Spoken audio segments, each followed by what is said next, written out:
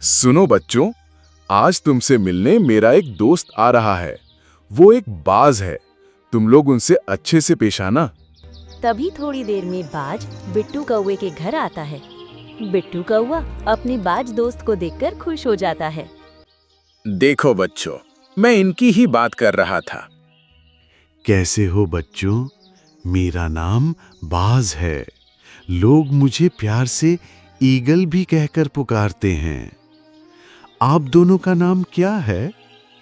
मैं चिंकी और ये मिंकी, हम दोनों यहीं पर रहते हैं। और आप कहाँ पर रहते हैं?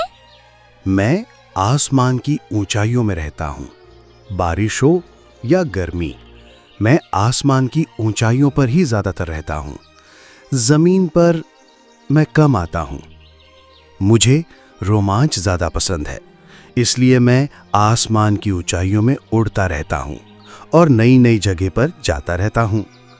जब तुम लोग भी बड़े हो जाओगे ना, तो तुम लोग भी आसमान की ऊंचाइयों में उड़ना और नई नई जगह में जाकर नई नई चीजों का आनंद लेना।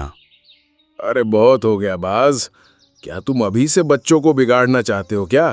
अभी इनको आसमान की ऊंचाइयों में उड़ने में बहुत समय है। ठीक है बिट्टू, चलो हम लोग थोड़ा बाहर से घूम के आएं। हाँ, चलो आज साथ में उड़ेंगे।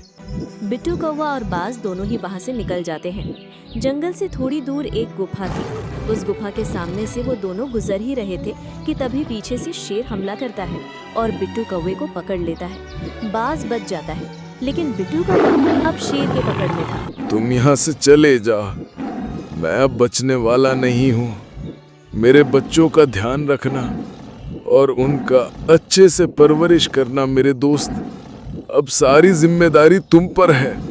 बाज वहाँ से तुरंत ही निकल जाता है और फौरन बिट्टू कौवे के घर पहुँचता है। बिट्टू कौवे के घर पहुँच के बाज उन दोनों बच्चों को बोलता है, मुझे माफ करना, मेरे वजह से अब तुम्हारे पापा इस दुनिया में नहीं रहे। उन्हें शेर ने पकड़ लिया और गुफा में ले गया। पता नहीं अब वो जिंदा भी हैं या नहीं। आप क्या बोल रहे हो? आप झूठ बोल रहे हो ना? आप हमसे मजाक कर रहे हो ना? बोलिए ना।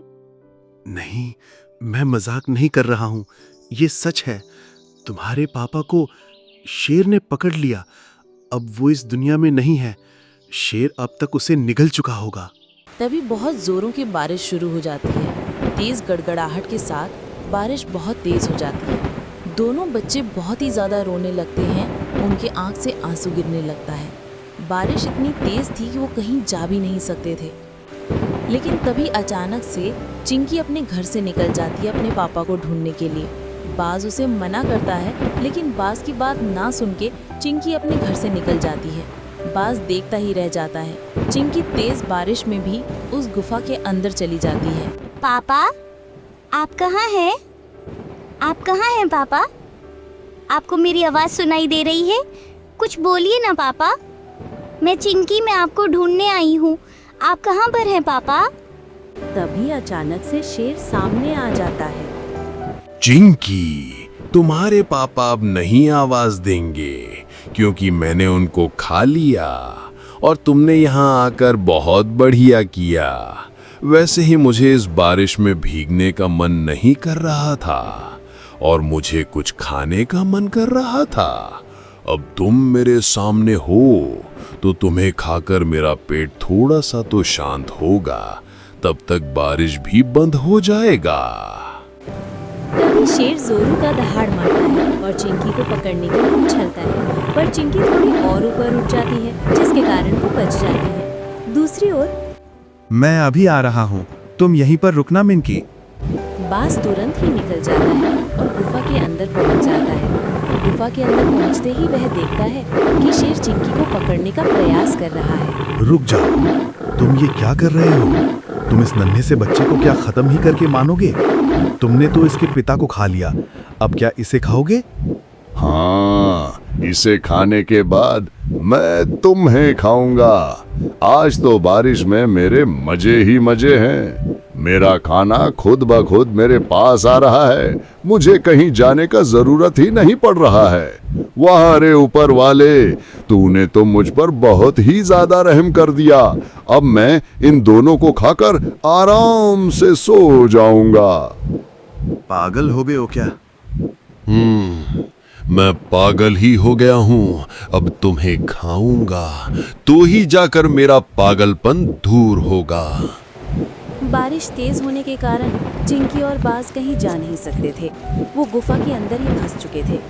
बारिश इतनी जोरों की थी कि वो बाहर जाते ही भीग के जमीन में गिर जाते और उन्हें कोई ना कोई उनका शिकार कर लेता। उन्होंने बाहर जाने से अच्छा गुफा के अंदर ही रहना पसंद किया। सुनो चिंकी, तुम कोशिश करना कि जमीन से बहुत ही ज्यादा ऊपर उड़ो ताकि शेर तुम पर हमला न कर पाए और पकड़ ना पाए। मैं कोशिश करूंगी, आप भी अपना ध्यान रखिएगा। बस थोड़ी देर जैसे ही बारिश बंद होगी हम लोग यहाँ से निकल जाएंगे।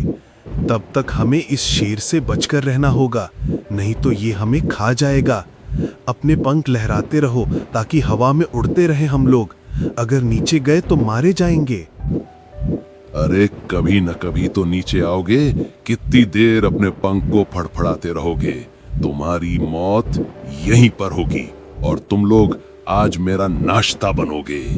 जितनी देर तुम्हारी ताकत है उतनी देर अपने पंखों को फड़फड़ा लो। उसके बाद तुम्हें नीचे ही आना है और सबसे पहले मैं इस बच्चे को खाऊंगा।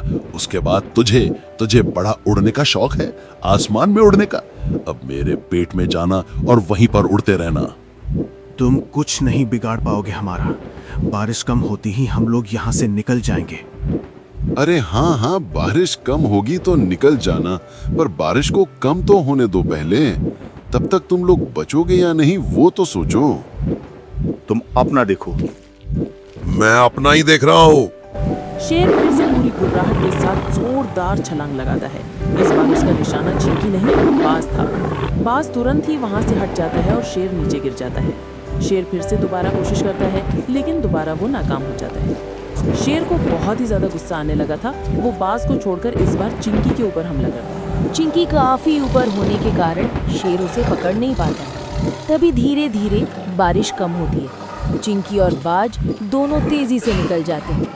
ऊपर होने के कारण शेर उन्हें पकड़ नहीं पा रहा था। शेर उनके पीछे पीछे दौड़ता है, लेकिन काफी ऊपर होने के कारण शेर उन्हें पकड़ नहीं पाता है और चिंकी और बाज दोनों ही गुफा से निकल जाते हैं और शेर की पकड़ से बच जाते हैं।